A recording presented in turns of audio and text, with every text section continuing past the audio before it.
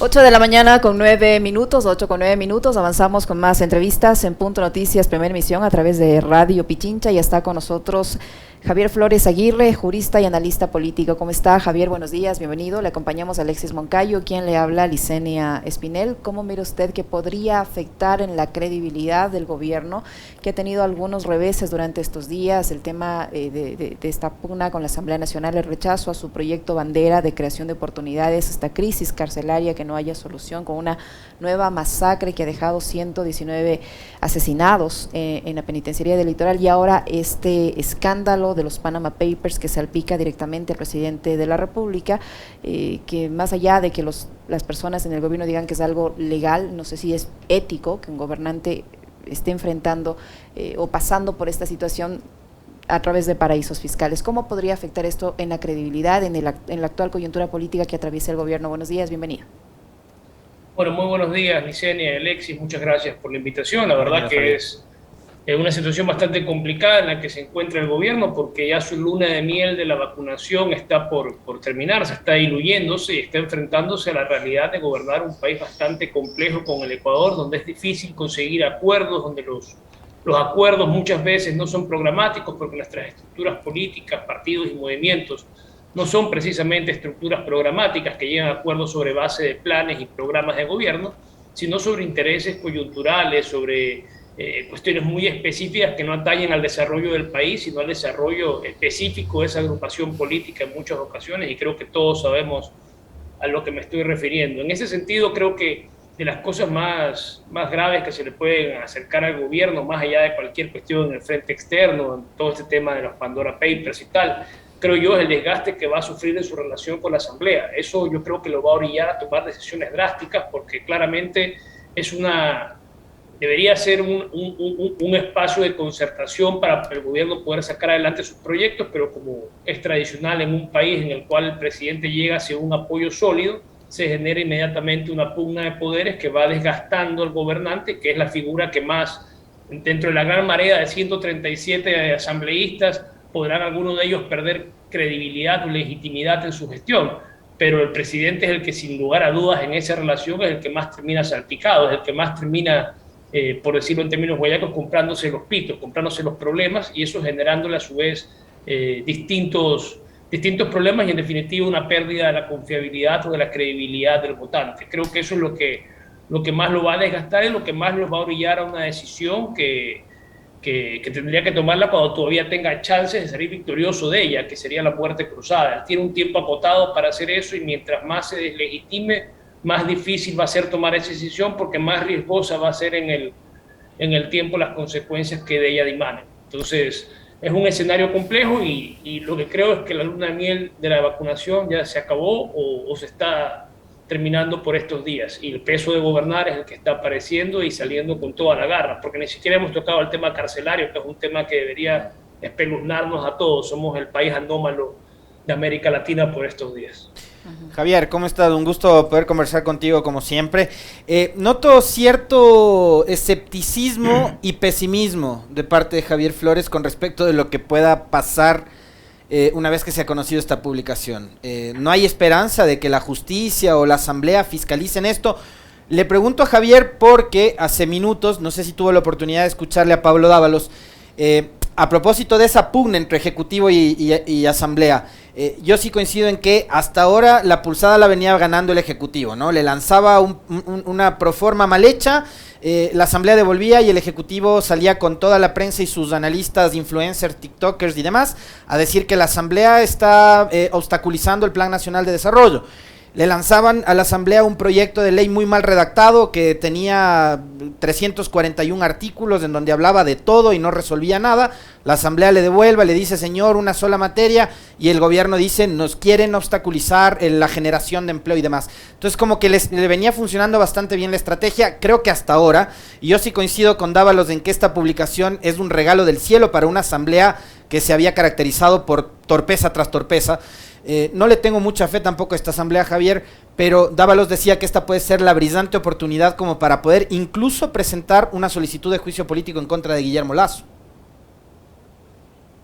Yo la verdad no estoy muy seguro de los poderes de esta asamblea realmente. Creo que por una parte es una asamblea ¿cómo decirlo? No es que no quiero homenajear o no quiero rescatar tanto a las asambleas de años anteriores, pero creo que hay un declive muy notorio en cuanto a incluso cuestiones muy básicas de ordenamiento de ideas, de sintaxis en la presentación de las mismas. Es bastante desilusionante en muchos aspectos. Incluso en la interpretación de la ley, porque fíjese usted que el presidente de la Comisión de Fiscalización en su cuenta de Twitter dijo que el proyecto de ley económico urgente está corriendo el plazo de 30 días cuando no se ha enterado que el CAL no lo calificó, pues. Ese es uno de los personajes de esta asamblea que también es bastante peculiar y que ciertamente contribuye al histrionismo en la misma, ¿no? Ciertamente es más ese estilo y en el caso de él al menos se puede decir que maneja un castellano más o menos pulcro, más o menos decente, porque hay otros casos en los cuales ni eso ocurre. Creo que la asamblea tiene una oportunidad de oro, en efecto, con esta situación de los Pandora Papers. Sin lugar a dudas, el presidente Lasso queda golpeado con una situación así. Creo que más allá de los Pandora Papers, Lasso tiene que empezar a ejecutar su plan de gobierno y generar alianzas para hacerlo, y eso tendrá necesariamente que llevarlo a un escenario distinto en el cual está situado ahora. Su alianza con Pachacuti, su alianza que llevó a la presidencia a la señora Ioria, a quien él le recordó hace muy poco cuál es el origen de su situación actual en el Congreso Nacional, en la Asamblea Nacional. Creo que es bastante decidor de la forma como él entendió en ese momento la política, pero la política es mucho más dinámica y mucho más cambiante. Yo creo que Lasso va a terminar pensando en escenarios como la muerte cruzada, pensando en escenarios de acuerdos con grupos que antes veía con horror, pero con la necesidad clara de poder sacar adelante un programa de gobierno, porque no se puede estar estancado durante tanto tiempo. La mayoría de los gobiernos en Ecuador que no llegan con un legislativo favorable se quedan estancados en su lucha con el legislativo siempre. Es la historia de la pugna de poderes, de la vuelta a la democracia, en buena medida también por el sistema que tenemos de balotaje, de segunda vuelta, que hace que las fuerzas queden bastante más dispersas ya en el resultado final de Congreso y presidente. Entonces, en ese sentido, creo que la forma como se ha dado la política en el Ecuador es poco auspiciosa de que Lasso le vengan tiempos propicios para llevar adelante su proyecto de gobierno. Además, que yo creo que un dato no menor de toda esta ecuación es que también por la forma como gestionó al principio la política y las alianzas que iba a hacer y no hizo y que terminó haciendo por otra parte, le generaron un enemigo importante al presidente Lasso, que es su antiguo aliado Jaime Nebot. Jaime Nebot no es hoy en día un tipo que va a buscar la presidencia de la República. Yo creo que ese sueño ya se le curó después de octubre del 2019, pero ciertamente será una persona en busca de una venganza, porque lo que le hizo Lasso, de patearlo, de dejarlo sin pan ni pedazo al principio de su gobierno, cuando iban a llegar a un acuerdo que iba a poner a un socialcristiano en la presidencia de la Asamblea Nacional, y finalmente se desdijo de todo para dar paso a otra alianza. Creo que fue un golpe duro para un candidato, un político como Nebot, que había apoyado la candidatura de Lasso y que sentía que era un momento para poder gobernar con el primer gobierno programáticamente. Javier, hay una consulta. Desde el gobierno de Durán Ballén. Hay una consulta a propósito del rol de Jaime Nebot una vez que se rompe la alianza el 14 y 15 de mayo y los días previos, obviamente, donde tuvo un papel muy importante César Monge, ¿no?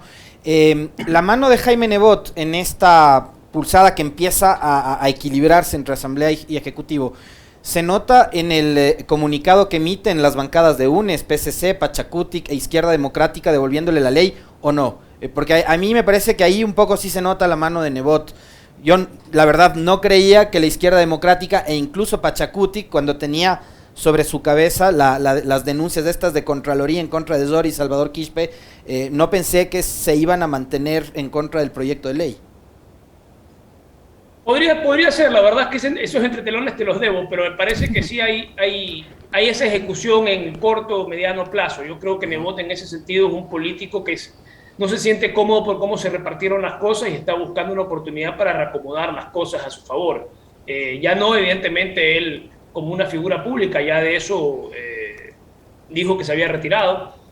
Propuso otra forma alternativa de participar en política, cual era la presentación de un proyecto de consulta popular que finalmente también le fue desechado por la Corte Constitucional, y hasta ahí llegaron sus planes de renovación política. Ya lo que le queda a Nebot es disputar espacios de poder, y ahora su enemigo para para esa consecución, para ese logro, va a ser el presidente actual, con quien en un principio pensó ir juntos, pero que ahora mismo lo tiene entre ceja y ceja seguramente. Debe ser uno de los políticos más hábiles de voto y de los que menos perdona, así que Lasso tiene un nuevo frente que cuidar allí.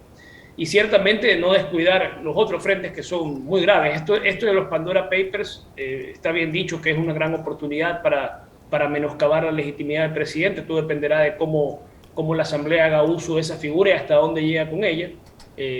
Pero también yo creo que lo más desgastante va a ser la relación con la Asamblea Nacional. Eso es el tradicional talón de Aquiles de los gobiernos débiles y los que terminan deslegitimándolo muy pronto, de manera tal que tradicionalmente en este país los gobiernos que ascendían al poder de un signo político de derecha o de izquierda terminaban desgastándose tanto que al término de su periodo, pues evidentemente el signo contrario era el que subía al poder. Esa lógica se repitió mucho y precisamente por esta dinámica de desgaste de nuestra clase política que no es capaz de construir, no es capaz de observar temas programáticos, no es capaz de comparar planes de gobierno y decir en qué coincidimos para sacar adelante una parte o un proyecto de país que pueda resolver temas que son fundamentales.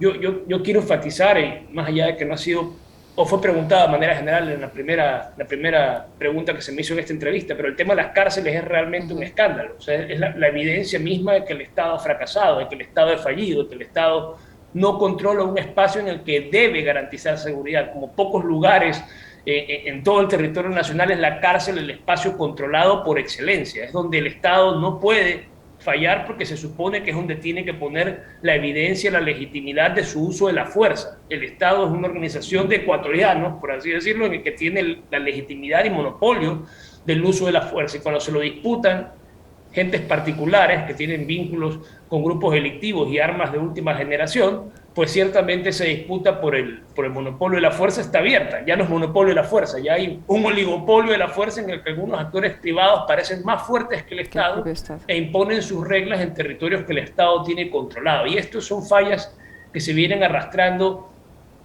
décadas. O sea, desde antes para citar el caso del correísmo, que se lo acusa de tantas cosas, pero la sentencia de la Corte Interamericana que le ordena al Estado que cambie el estado de cosas en las cárceles, que era espantosa, y hablando de la penitenciaría electoral, es un caso del 2004, es anterior a Correa, anterior a todo lo que es posterior a él, obviamente, y que ciertamente da mucha cuenta de cómo se organizan las cosas al interior de la cárcel. Ahí está todo descrito y la Corte ha sido muy clara desde hace casi 20 años en señalar cuáles son las medidas que se deben adoptar si se quieren atajar a esos problemas, las capacitaciones, las mejoras institucionales que se tienen que hacer, normativas y técnicas y de capacitación. Pero sin embargo el Estado no tiene la voluntad política, no tiene los recursos, no tiene la capacidad en general de hacerle frente a esas recomendaciones. De hecho, la Convención Americana sobre Derechos Humanos establece claramente que una de las principales obligaciones del Estado es separar a las personas que son graves delincuentes de personas que no lo son, que hay una separación de los internos al interior de las cárceles. Eso está en el artículo 7.4 de la Convención Americana. Si eso se aplica en el Ecuador, si eso se hubiera aplicado en la penitenciaría electoral, hoy no estaríamos lamentando cerca de 40 muertes de choferes, de personas que estuvieron involucradas en infracciones leves, pensiones alimenticias, cuestiones por las cuales ciertamente no son delincuentes, ni mucho menos, y que sin embargo murieron en la refriega en los últimos días que hubo una penitenciaría electoral. Eso es por no cumplir con las disposiciones que establecen la debida separación entre los detenidos, que es una norma que está en la propia convención que el Estado se obligó a respetar desde los años 70.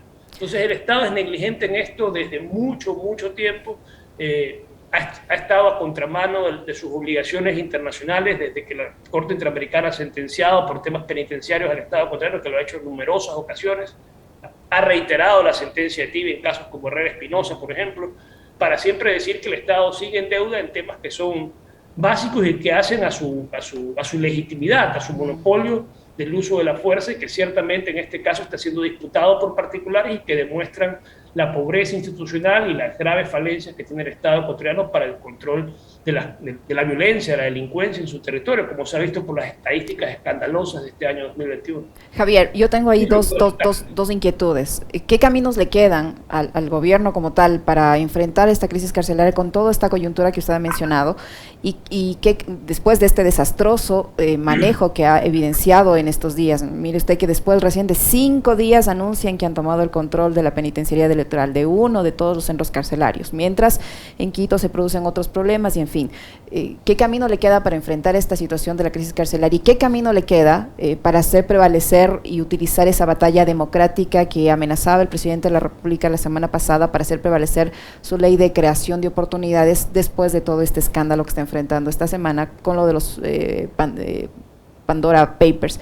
¿Qué camino le queda? Si ya se le agota el oxígeno de la vacunación, como usted lo señala, si está golpeado por el desastroso manejo de la crisis carcelaria, ¿qué opciones le quedan?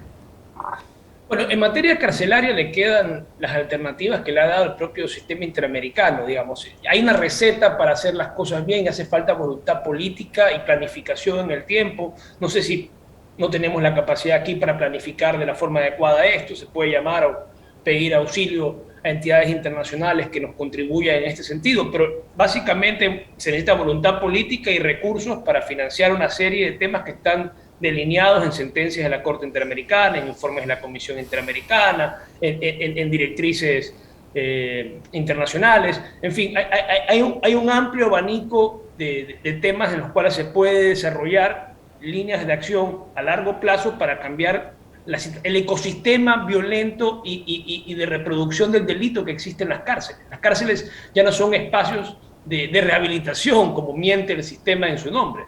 Son espacios de reproducción del delito, escuelas del crimen, como se les dice, y realmente han funcionado así. Creo que para mucha gente llegar a esos espacios es entrar o tener la posibilidad de ingresar a una narcocultura, que hay que tenerlo claro. Esto es mucho más complejo que simplemente unas cuantas personas tomando malas decisiones con su vida. Hay toda una industria detrás de esto, incluso una industria televisiva que termina glorificando a ciertos personajes de la cultura narco como personajes de la cultura popular, eventualmente dignos de admiración. Y ciertamente para gentes que no creen en el Estado, que el Estado no les ofrece alternativas de superación, que solo ven el lado represivo del Estado, es una alternativa que se les abre, el hecho de poder enfrentar ese Estado para crecer rápidamente en un espacio controlado donde le dan ciertas seguridades, pero al mismo tiempo muchísimos riesgos, pero en teoría está protegido por un grupo que lo defiende y donde se siente integrado en algo. Esa triste realidad de nuestra cultura de la delincuencia en las cárceles es lo que debería cambiar estructuralmente, pero eso requiere una intervención compleja, muy grande, de muchos recursos, de un alivio técnico muy importante, capacitaciones, de cambios normativos, pero más allá de lo normativo es lo menos grave. Lo normativo es el fetichismo en este país para no discutirlo de fondo. Siempre se dice cámbiase la ley como que si eso fuera lo que cambiara la conducta de las personas.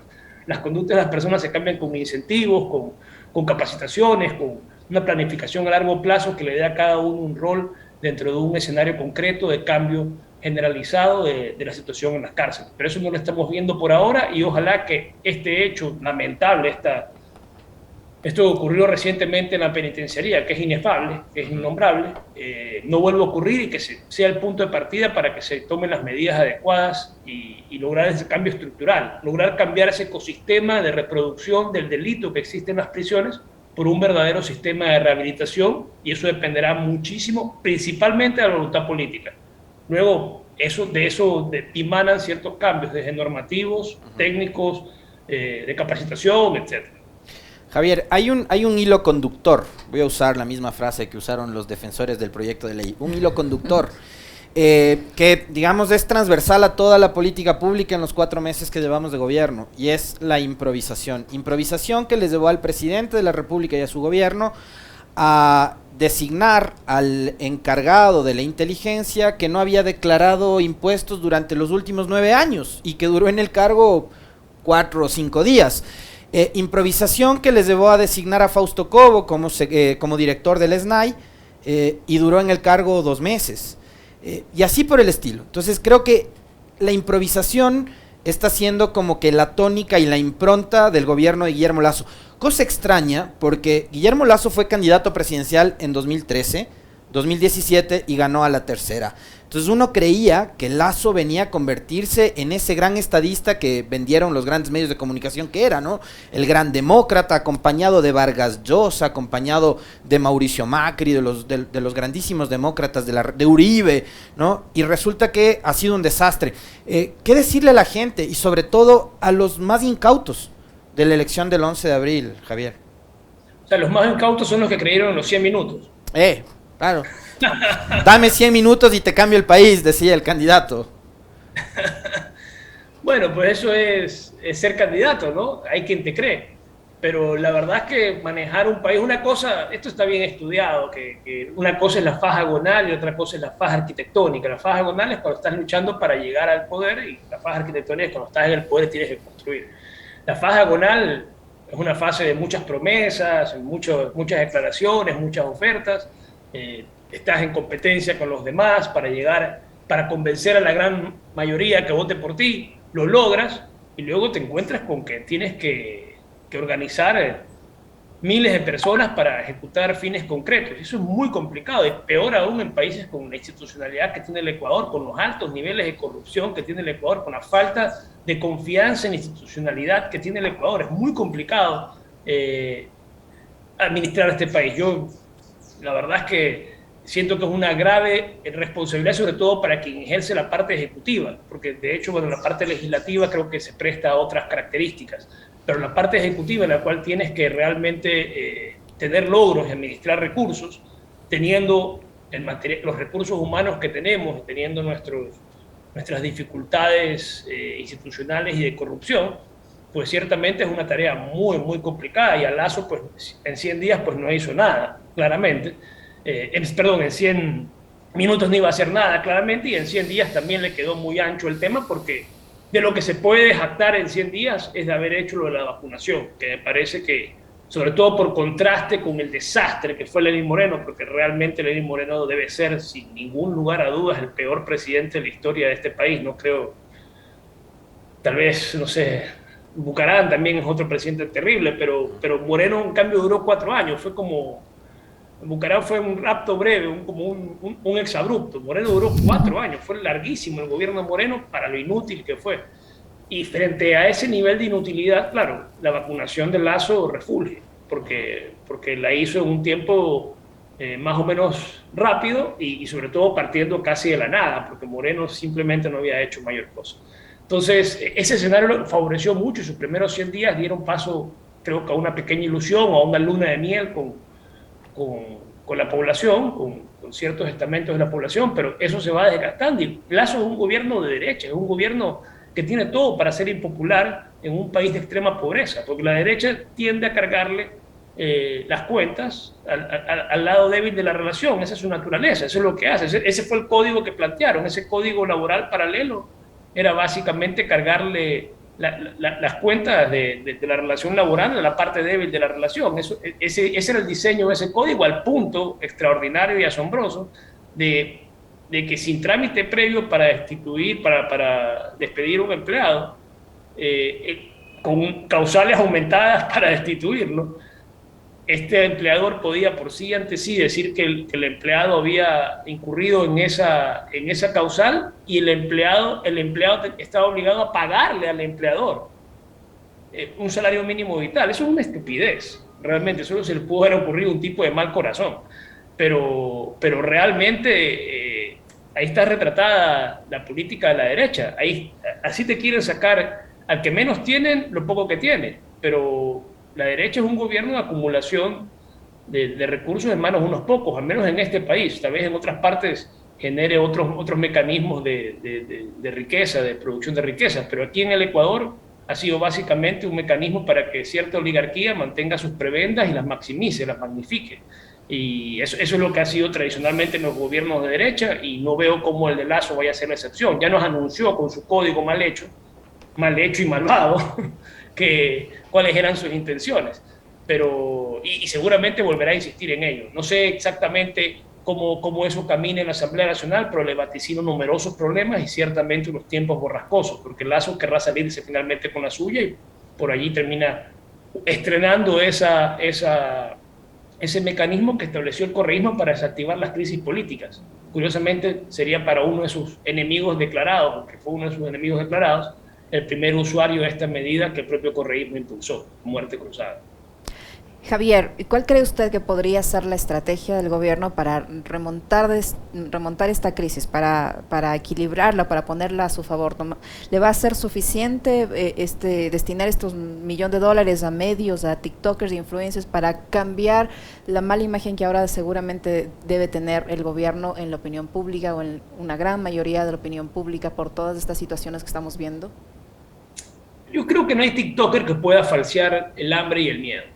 Entonces, podrás poner muchos tiktokers, podrás pagarle a un ejército de gente y podrás ciertamente tener un impacto, pero cuando tienes hambre y tienes miedo, cuando no te alcanza para comer, cuando tienes miedo de salir a la esquina, ya son cosas reales y que no tienen nada que... Podrá venir un tiktoker a decirte que estás bien, pero tú sabes perfectamente que no lo estás, y esa situación se va a manifestar en algún momento porque como esto es una democracia, hay la oportunidad de vez en cuando de decirle a quien te gobierna que no lo hizo bien con la herramienta del voto. Es poco y deberíamos ser mucho más demócratas para poder organizarnos mejor y exigir mejor las cosas y no mandar mensajes tan difusos, pero ciertamente eso podrá ocurrir porque siento que va a haber un desgaste bastante importante en la figura del presidente Lasso. Poco a poco las cosas se le van sumando y va siendo cada vez más complejo el escenario que tiene que enfrentar. Tal vez para enfrentarlo utilice la muerte cruzada, tal vez siga aspirando a llegar a acuerdos, no lo sabremos, sino hasta que decida tomar una decisión en un momento límite, pero no creo que estemos tampoco tan lejos de ese momento en realidad. Y sin operador político, porque parecería que no existe ni ministra ni ministro de gobierno, ¿no?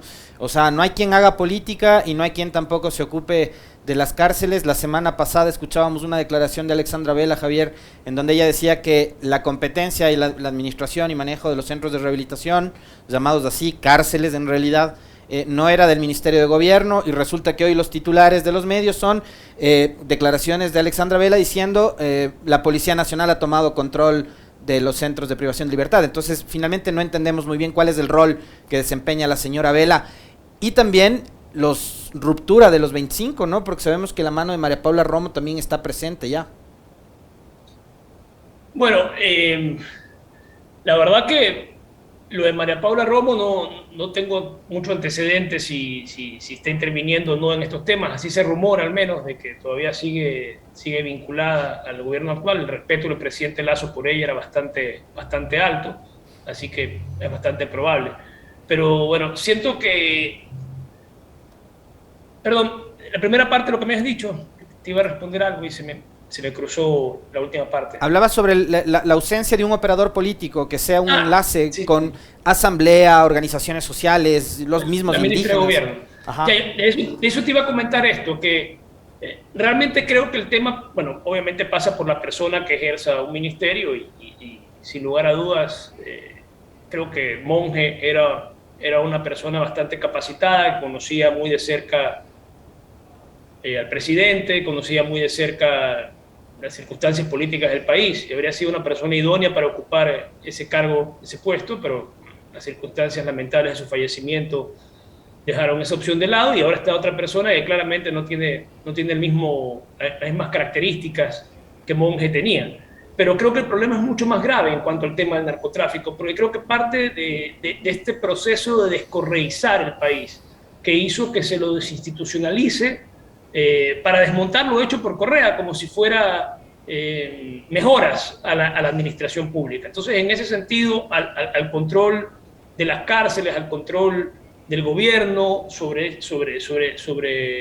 las incautaciones, etcétera, se le fueron poniendo cortapisas o haciendo modificaciones de manera tal que se terminó debilitando la institucionalidad carcelaria. Sumado a eso, que nunca se han adoptado las medidas que son las idóneas para resolver el tema de fondo estructural, pues ciertamente debilitas la institucionalidad y no atacas los problemas de fondo. No hay ministro de gobierno que te resuelva el problema de las cárceles, porque ya es mucho más grande que lo que ese ministerio podría abarcar y porque son problemas que vienes arrastrando de decenas de años, ¿no? La falta de atención de problemas estructurales, decenas de años. La desinstitucionalización, 3, 4 años atrás. caminando. Entonces, hoy en día convergen ambas cosas, un Estado debilitado con unos problemas estructurales no resueltos y con una circunstancia específica de que esa falta de institucionalidad ha hecho al Ecuador un lugar propicio para la distribución de drogas alrededor del mundo. Eso es lo que somos una explanada para el narcotráfico. Se aprovechan de nuestra nobleza, para decirlo como el Chapulín Colorado, por nuestra pobreza institucional. Los narcos saben que aquí pueden campear, que si tienen algún problema con la ley la pueden comprar, o así piensan al menos, ¿no? Supongo que habrán jueces probos que me demuestren lo contrario, pero también hay muchos que me demuestran que estoy en lo cierto. Y lo harán por miedo, lo harán por ambición, pero al final del día los narcos saben que tienen una respuesta, que en otros lados no la encontrarían. Aquí sí la encuentran. Ese es nuestro sistema de justicia y eso hace que sea tan deseable este espacio para la distribución de narcóticos. Hay facilidades para hacerlo. ¿Por qué? Porque el Estado es débil, porque el Estado no ha hecho las reformas estructurales necesarias y porque finalmente en los últimos años ha hecho todo lo posible para debilitar la institucionalidad que debía protegernos de este flagelo. Para finalizar, Javier, ¿cuál debe ser el rol ahora de la Asamblea Nacional frente a todo este tipo de escándalos? La crisis carcelaria, el tema de los Pandora Papers, el desgaste del presidente de la República. ¿Cuál debería ser el rol que ahora asuma la Asamblea, más allá de que se sienta amenazada por un sector del Ejecutivo, por el asambleísta Villavicencio? Pero ¿cuál debería ser el rol? Bueno, el rol de la Asamblea frente al Ejecutivo es un rol de colegislador, en teoría, desde el punto de vista más optimista y constructivo, pero también de fiscalizador, de crítico permanente del gobierno. Y en eso está bien que lo ejerza la Asamblea Nacional también, lógicamente, y sin lugar a dudas va a tener mucho espacio para eso, porque se están sumando los problemas. Esto que vino de afuera, que conversábamos hace un rato de los Pandora Papers, pues sin lugar a dudas va a dar un espacio a la Asamblea para su lucimiento, para que utilice eso como una herramienta de ataque a lo que está haciendo el presidente, sin lugar a dudas, pero creo que el rol de la Asamblea también tendría que ser mucho más constructivo. Yo creo que no hay que quedarse simplemente en lo que produce titulares. Esto ya es mucho pedir, porque yo entiendo que ya aquí me come el escepticismo que decía Alexis hace un rato. Yo soy pesimista, como decía Gramsci, desde la intelectualidad, y soy optimista desde la voluntad, pero siempre desde lo que pienso de manera pesimista, porque el escenario siempre puede ir hacia allá y hay que tener cubiertas todas las bases de lo que puede ocurrir. Yo pienso que el Ecuador tiene un escenario bastante complicado en el corto mediano plazo. Las circunstancias no se han dado buenas. El presidente Lasso no se siente actualmente muy cómodo con lo que ha hecho. Creo que se le ha quedado, creo que ha hecho una parte buena de lo que pudo, la vacunación, etcétera, pero más allá de eso, creo que está enfrentándose con las dificultades, con las asperezas de ejercer el poder, y creo que eso solo va a recrudecer en el paso del tiempo. La Asamblea va a tener el rol de fiscalizarlo, así como también debería tener el rol de construir y de ofrecerle alternativas para desarrollar ciertos aspectos de las necesidades del país. Eso también sería un rol muy valioso de la Asamblea, pero entiendo que, ya esto iba con el cierre de mi intervención, entiendo que la dinámica de nuestra democracia no favorece mucho esas posibilidades. Yo creo que al final del día, y este es mi lado pesimista, el sistema está arreglado de manera tal de que funcione, pero que no resuelva nada. Que todo cambie para que no cambie nada. Siempre van a seguir los mismos grupos de poder o las mismas élites repartiéndose recursos, puestos y prebendas. Entonces, en ese sentido, la democracia, tal como la entendemos ahorita mismo, no sirve para generar esos cambios de fondo. Creo que el último gran revulsivo de nuestra política, dado por las elecciones, fue Correa, y uno puede observar que hoy en día su gran obra ha quedado básicamente como un recuerdo, porque lo que hoy en día existe, pues no resembla en nada lo que proponía Correa. Hoy es un país que está en condiciones muy similares a las que él encontró cuando asumió la presidencia en el 2006. Es decir, hemos vuelto a foja cero. Ese es el tipo de país que tenemos, porque a la clase política no le interesa el cambio, le interesa la medianía para poder seguir repartiéndose estas cuotas de poder de manera persistente. Esto no va a cambiar hasta que tengamos realmente políticos que tengan un programa de gobierno, pero eso no se da por generación espontánea. Lo que tenemos ahora son avivatos, son oportunistas de la política, y de esa manera lo único que nos vamos a garantizar es que al llegar al poder va a ser una forma de repartir cargos, puestos, recursos, etcétera, pero no de contribuir al bien común. Entonces, no cambia mayor cosa que esté Lazo, que esté otra persona, cuando el sistema está diseñado para fallar. Y ese es el grave problema. Hay que pensar en nuevas formas administrativas, nueva capitalidad, nuevas formas de reorganizar los recursos, de participación democrática, pero si el cambio no es estructural, pues simplemente vamos a estar girando la misma rueda persistentemente y repitiendo los mismos errores y tropezando con la misma piedra. Muchísimas gracias, Javier, por su análisis, por el tiempo que nos ha proporcionado. Javier Flores Aguirre, jurista y analista político que ha estado con nosotros. Muy amable, Javier, muchas gracias. Gracias, Javier. No, muchas gracias a ustedes, Alexis y Licenia. Que tengan un buen día. Lo propio, muy amable. 8:44, una pausa, regresamos para conversar sobre la situación de la ciudad de Quito.